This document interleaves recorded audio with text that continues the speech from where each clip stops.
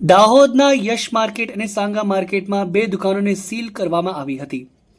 દાહોદ શહેરમાં આવનારી દિવાળીના તહેવારે ફટાકડાના વેપારીઓને વેપાર કરવા માટે પરવાનગી અંગે પ્રાંત અધિકારીએ જાહેરનામું બહાર પાડ્યું છે.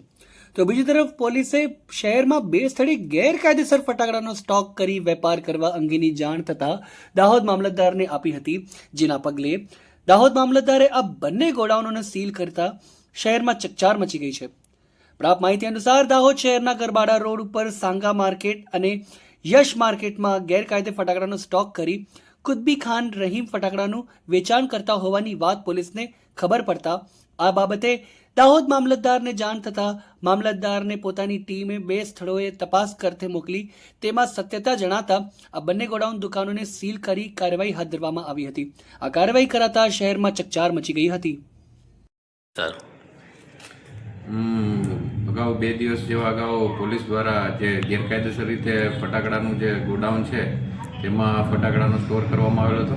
તે પોલીસના ધ્યાને આવતા પોલીસ દ્વારા તેમને પકડી અને અમને જાણ કરવામાં આવેલી હતી અને તે અનુસંધાને અમે રવિવારે એટલે કે 14 તારીખના રોજ ત્યાં અમે સવારે સીલ મારવામાં આવેલ છે.